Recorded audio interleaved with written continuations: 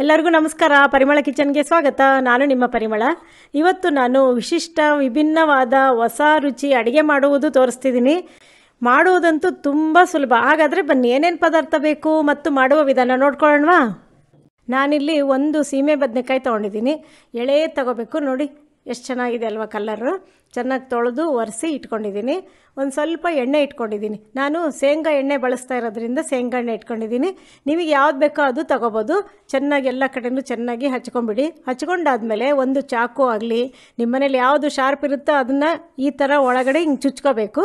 ಹಿಂಗೆ ಚುಚ್ಕೊಂಡಾದ್ಮೇಲೆ stove on ಮಾಡ್ಕೊಂಡಿದ್ದೀನಿ. ಈಗ ಆನ್ ಮಾಡಿ ಸಿಮ್ಮಿಗೆ ಇಟ್ಕೊಂಡು ಮೆಶ್ ಇಡ್ತಾಯಿದ್ದೀನಿ. ಮೆಶ್ಶಿನ ಮೇಲೆ ನಾನು ಎಣ್ಣೆ ಹಚ್ಚಿ ಚುಚ್ಚಿಟ್ಟಿದ್ದೀನಲ್ವ ಸೀಮೆ ಬದನೆಕಾಯಿ, ಅದನ್ನು ಎಲ್ಲ ಕಡೆ ಚೆನ್ನಾಗಿ ಸುಟ್ಕೋಬೇಕು. ನಿಮಗೆ ಮೆಶ್ ಇಲ್ಲ ಅಂತಂದರೆ ಹಂಗೆ ಡೈರೆಕ್ಟಾಗಿ ಸುಟ್ಕೋಬೋದು. ನೋಡಿ ಎಲ್ಲ ಕಡೆನೂ ಇದೇ ಥರ ತಿರುಗಿಸಿ ಮೇಲೆ ಕೆಳಗೆ ಎಲ್ಲ ಕಡೆ ಚೆನ್ನಾಗಿ ಸುಟ್ಕೊಳ್ಳಿ. ಈ ಥರ ಸುಟ್ಕೊಳ್ಳೋದ್ರಿಂದ ನಾವು ಮಾಡೋ ಪದಾರ್ಥ ತುಂಬ ರುಚಿಯಾಗುತ್ತೆ.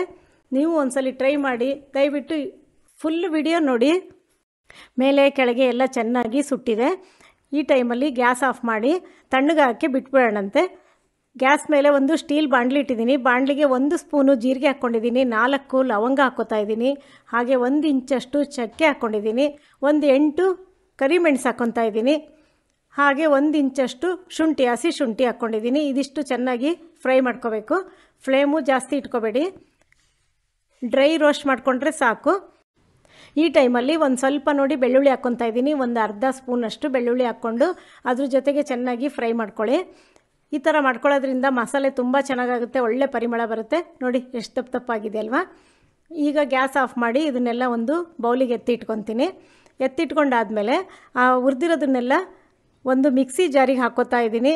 ಹಾಗೆ ನೋಡಿ 2 ಟೀ ಸ್ಪೂನಷ್ಟು ಹಸಿ ತೆಂಗಿನಕಾಯಿನ ಈ ಥರ ಚೂರಾಗಿ ಮಾಡಿಟ್ಕೊಂಡಿದ್ದೀನಿ, ಪೀಸಾಗಿ ಅದನ್ನು ಹಾಕ್ಕೊಂಡಿದ್ದೀನಿ. ಹಾಗೆ 2 ಟೊಮೊಟೊನ ಪೀಸ್ ಮಾಡಿ ಅದನ್ನು ಹಾಕ್ಕೊಂಡಿದ್ದೀನಿ. ಹಣ್ಣಾಗಿರೋ ಟೊಮೊಟೊ ತೊಗೊಳ್ಳಿ. ನೀರು ಹಾಕ್ಕೊಳ್ದಂಗೆ ಗಟ್ಟಿಯಾಗಿ ಪೇಸ್ಟ್ ಮಾಡ್ಕೋಬೇಕು. ನೋಡಿ ಈ ಥರ ಮಾಡ್ಕೋಬೇಕು. ಟೊಮೊಟೊದಲ್ಲೇ ಆಗಲೇ ರಸ ಇರುತ್ತಲ್ವ, ನೀರು ಹಾಕೋ ಅವಶ್ಯಕತೆ ಇಲ್ಲ. ಗಟ್ಟಿಯಾಗಿ ಪೇಸ್ಟ್ ಮಾಡ್ಕೊಂಡಿದ್ದೀನಿ, ನುಣ್ಣಗೆ ಮಾಡ್ಕೊಂಡಿದ್ದೀನಿ. ನೋಡಿ ತೋರಿಸ್ತಾ ಇದ್ದೀನಿ, ಹೌದಾ? ಈಗ ಇದನ್ನೆಲ್ಲ ಒಂದು ಬೌಲಿಗೆ ಎತ್ತಿಟ್ಕೊಳ್ಳೋಣಂತೆ. ಅದಕ್ಕೆ ಹಾಕೋಕ್ಕೆ ಮಸಾಲೆ ರೆಡಿ ಆಯಿತು. ಇದನ್ನು ಪಕ್ಕಕ್ಕೆ ಎತ್ತಿಟ್ಕೊಳ್ಳೋಣ. ಈಗ ತಣ್ಣಗಾಗಿದೆ ನೋಡಿ, ಸೀಮೆ ಬದನೆಕಾಯಿ ಎಲ್ಲ ತಣ್ಣಗಾಗಿದೆ. ಇದನ್ನೆಲ್ಲ ಸಿಪ್ಪೆ ತೆಕ್ಕೋಬೇಕೀಗ. ಎಳೆದಾಗಿರೋದ್ರಿಂದ ತುಂಬ ಚೆನ್ನಾಗಿರುತ್ತೆ ಮತ್ತು ಬೀಜ ಎಲ್ಲ ಬಲ್ತಿರಲ್ಲ, ರುಚಿನೂ ಚೆನ್ನಾಗಿರುತ್ತೆ. ಈಸಿಯಾಗಿ ಬರ್ತಾಯಿದೆ, ಚೆನ್ನಾಗಿ ಸುಟ್ಟಿದೆಯಲ್ವಾ, ಈಸಿಯಾಗಿ ಬರ್ತಾಯಿದೆ. ಈ ಥರ ಸುಟ್ಟಿ ಮಾಡ್ಕೊಳ್ಳೋದ್ರಿಂದ ರುಚಿ ತುಂಬ ಡಿಫ್ರೆಂಟ್ ಆಗಿರುತ್ತೆ. ಹಾಗೆ ಹೊಸ ಥರನೂ ಇರುತ್ತೆ. ನೋಡಿ ಎಲ್ಲ ಸಿಪ್ಪೆ ತೆಗೆದು ಆಯಿತು. ಈಗ ಸಣ್ಣದಾಗಿ ಉದ್ದುದ್ದಕ್ಕೆ ಪೀಸ್ ಮಾಡ್ಕೊಳ್ಳೋಣಂತೆ. ಸಣ್ಣ ಪೀಸ್ ಮಾಡೋದ್ರಿಂದ ಬೇಗ ಬೇಯುತ್ತೆ. ಈಗಾಗಲೇ ಅರ್ಧ ಬೆಂದಿರುತ್ತದು, ಸುಟ್ಟಿರುತ್ತಲ್ವಾ, ಬೇಗ ಈಸಿಯಾಗಿ ಮಾಡ್ಕೊಂಬಿಡ್ಬೋದು. ಈ ಥರ ಉದ್ದುದ್ದಕ್ಕೆ ಸೀಳ್ಕೊಂಬಿಟ್ಟು ಮಧ್ಯಕ್ಕೆ ಸಣ್ಣದಾಗಿ ಸೀಳ್ಕೊಂತ ಹೋಗ್ಬಿಡ್ಬೇಕು. ನೋಡಿ ಬೀಜ ಇಲ್ಲೇ ಇಲ್ಲ, ಹೌದಾ? ಇಷ್ಟಿಷ್ಟ ಇದೆ, ಎಳೆದು ಬೀಜ ಇದೆ. ಈ ಥರದ್ದೇ ನೀವು ಆರಿಸ್ಕೋಬೇಕು.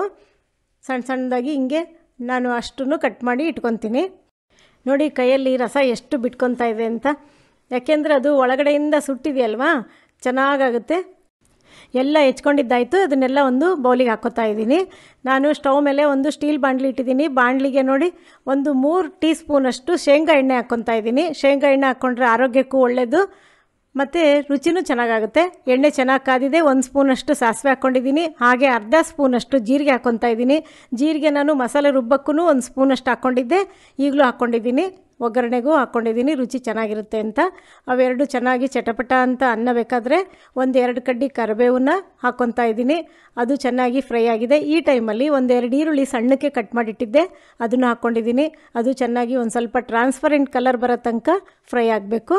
ಹಾಗೆ ಒಂದು ಸ್ವಲ್ಪ ಬೆಳ್ಳುಳ್ಳಿನೂ ಹಾಕ್ಕೊತಾ ಇದ್ದೀನಿ. ನೋಡಿ 1 ಸ್ಪೂನಷ್ಟು ಬೆಳ್ಳುಳ್ಳಿ ನಾನು ರುಬ್ಬೋದಕ್ಕೂ ಒಂದು ಸ್ವಲ್ಪ ಹಾಕ್ಕೊಂಡಿದ್ದೀನಿ, ಈಗಲೂ ಒಂದು ಸ್ವಲ್ಪ ಹಾಕ್ಕೊಂಡಿದ್ದೀನಿ. ಒಗ್ಗರಣೆಗೆ ಹಾಕ್ಕೊಳ್ಳೋದ್ರಿಂದ ರುಚಿ ತುಂಬ ಚೆನ್ನಾಗಿರುತ್ತೆ. ಇದಿಷ್ಟು ಹಾಕ್ಕೊಂಡು ಚೆನ್ನಾಗಿ ಕೈ ಆಡ್ಕೊಳ್ಳಿ. ಫ್ರೈ ಆಗಬೇಕಾದ್ರೆ ಒಂದು ಅರ್ಧ ಸ್ಪೂನಷ್ಟು ಅರಿಶಿಣ, ಹಾಗೆ 1/4 ಸ್ಪೂನಷ್ಟು ಇಂಗು, 1.5 ಸ್ಪೂನಷ್ಟು ಅಚ್ಚ ಖಾರದ ಪುಡಿ, ಬರೀ ಖಾರದ ಪುಡಿ, ಇನ್ನೇನು ಅದಕ್ಕೆ ಮಿಕ್ಸ್ ಮಾಡಿಲ್ಲ. ಇಷ್ಟು ಹಾಕ್ಕೊಂಡು ಚೆನ್ನಾಗಿ ಇನ್ನೊಂದು ಸಲ ಕೈ ಆಡಿಕೊಂಡು ಆ ಈರುಳ್ಳಿಗೆ ಎಲ್ಲ ಚೆನ್ನಾಗಿ ಖಾರದ ಪುಡಿ ಎಲ್ಲ ಹಾಕಿದ್ದೀವಲ್ವ, ಹೀರ್ಕೋಬೇಕು. ಒಗ್ಗರಣೆಯಲ್ಲಿ ಚೆನ್ನಾಗಿ ಆಗಬೇಕು. ಈಗೆಲ್ಲ ಚೆನ್ನಾಗಿ ಮಿಕ್ಸ್ ಆಗಿದೆ. ಈ ಟೈಮಲ್ಲಿ ರುಬ್ಬಿರೋ ಮಸಾಲೆ ಇದೆಯಲ್ವ, ಅದೆಲ್ಲ ಹಾಕಿಬಿಟ್ಟು 2-3 ಟೀ ಸ್ಪೂನಷ್ಟು ನೀರು ಹಾಕಿಬಿಟ್ಟು ಚೆನ್ನಾಗಿ ಕೈ ಆಡ್ತಾಯಿದ್ದೀನಿ. ಎಲ್ಲ ಹಾಕ್ಕೊಂಡಿದ್ದಾಗಿದೆ. ಈಗ ಚೆನ್ನಾಗಿ ಮಿಕ್ಸ್ ಮಾಡಿ ಕುದಿಯೋಕ್ಕೆ ಬಿಡೋಣಂತೆ. ನೋಡಿ ಹೌದಾ, ಎಷ್ಟು ಚೆನ್ನಾಗಿ ಒಳ್ಳೆ ಕಲರ್ ಬಂದಿದೆ, ಎಷ್ಟು ಒಳ್ಳೆ ಪರಿಮಳ ಬರ್ತಾಯಿದೆ ಗೊತ್ತಾ. ಈ ಮಸಾಲೆ ಅಂತೂ ತುಂಬ ರುಚಿ ಇರುತ್ತೆ. ಎಲ್ಲನೂ ಹಾಕ್ಕೊಂಡಾದ್ಮೇಲೆ ಈಗ ಹುಣಸೆಹಣ್ಣಿನ ರಸ ಹಾಕ್ಕೋತಾ ಇದ್ದೀನಿ. 3 ಟೀ ಸ್ಪೂನಷ್ಟು ರಸ ಹಾಕ್ಕೊಂಡ್ರೆ ಸಾಕು, ಯಾಕೆ ಅಂದರೆ ಟೊಮೊಟೊನೂ ಹಾಕಿದ್ದೀವಲ್ವಾ, ಸರಿ ಆಗುತ್ತೆ. 1 ಟೀ ಸ್ಪೂನಷ್ಟು ಹರಳುಪ್ಪು ಹಾಕ್ತಾಯಿದ್ದೀನಿ, ಅಂದರೆ ಕಲ್ಲುಪ್ಪು. ನಿಮಗೆ ಬೇಕಾದ್ರೆ ಟೇಬಲ್ ಸಾಲ್ಟರ್ ಹಾಕ್ಕೋಬೋದು. ಇಷ್ಟು ಹಾಕ್ಕೊಂಡಾದ್ಮೇಲೆ ಚೆನ್ನಾಗಿ ಕೈ ಆಡ್ಕೊಳ್ಳಿ. ಎಲ್ಲ ಹುಣಸೆಹಣ್ಣಿನ ರಸ, ಉಪ್ಪು ಎಲ್ಲ ಚೆನ್ನಾಗಿ ಒಗ್ಗರಣೆಯಲ್ಲಿ ಕೂಡಬೇಕು. ನೋಡಿ ಎಷ್ಟು ಚೆನ್ನಾಗಿ ಕಾಣಿಸ್ತಾ ಇದೆ. ಇದಿಷ್ಟು ಹಾಕ್ಕೊಂಡಾದ್ಮೇಲೆ ನಾವು ಹೆಚ್ಚಿಟ್ಟಿದ್ದೀವಲ್ವ ಸೀಮೆ ಬದನೆಕಾಯಿ ಹೋಳನ್ನೆಲ್ಲ ಹಾಕ್ಕೊಂಬಿಡೋಣಂತೆ. ಹಾಕ್ಕೊಂಡ್ಮೇಲೆ ಚೆನ್ನಾಗಿ ಈ ಥರ ಕೈ ಆಡ್ಕೊಳ್ಳಿ.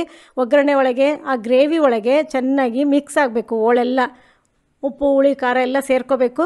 ಇದಿಷ್ಟು ಆದಮೇಲೆ 1/4 ಲೀಟ್ರಷ್ಟು ನೀರು ಹಾಕ್ಕೋತಾ ಇದ್ದೀನಿ. ನೋಡಿ ಕುದೀತಾ ಇದೆ ಹೌದಾ. ಸಣ್ಣ ಕುದಿ ಶುರುವಾದ ತಕ್ಷಣ ನೀರು ಹಾಕ್ಕೊಂಬಿಡ್ಬೇಕು. ನೀರು ಹಾಕ್ಕೊಂಡಾದ್ಮೇಲೆ ಇನ್ನೊಂದು ಸಲ ಮತ್ತೆ ಕೈ ಆಡ್ಕೊಂಬಿಟ್ಟು ನೋಡಿ ಈ ಥರ ಕೈ ಆಡ್ಕೊಂಡಾದ್ಮೇಲೆ ಕುದಿಯೋಕ್ಕೆ ಬರುತ್ತೆ. ಕುದಿಯೋಕ್ಕೆ ಶುರುವಾದಾಗ 1-2 ನಿಮಿಷ ಮುಚ್ಚಳ ಮುಚ್ಚಿ ಇಟ್ಬಿಡೋಣಂತೆ. ಈ ಥರ ಮುಚ್ಚಳ ಮುಚ್ಚೋದ್ರಿಂದ ಹೋಳೆಲ್ಲ ಚೆನ್ನಾಗಿ ಬೇಯುತ್ತೆ. ಅರ್ಧವಾಗಲೇ ಸುಟ್ಟಿದೆ, ಇನ್ನೊಂದು ಸ್ವಲ್ಪ ಬೆಂದರೆ ಸಾಕು. ನೋಡಿ ಹೌದಾ, ಎಷ್ಟು ಚೆನ್ನಾಗಿ 2 ನಿಮಿಷ ಬಿಟ್ಟು ತೆಗೆದಿದ್ದೀನಿ. ನೀರಿನ ಅಂಶ ಹಿಂಗೆ ಇರಬೇಕು, ಜಾಸ್ತಿನೇ ಇರಬೇಕು. ನೀರಿನಲ್ಲೇ ಚೆನ್ನಾಗಿ ಹೋಳು ಬೇಯಬೇಕಲ್ವಾ, ಅದಕ್ಕೋಸ್ಕರ ನಿಮಗೆ ನೀರು ಎಷ್ಟು ಬೇಕೋ ಅಷ್ಟು ಹಾಕ್ಕೋಬೋದು. ಗ್ರೇವಿ ನಿಮಗೆ ಯಾವ ಥರ ಬೇಕೋ ಆ ಥರ ಅಡ್ಜಸ್ಟ್ ಮಾಡ್ಕೋಬೋದು.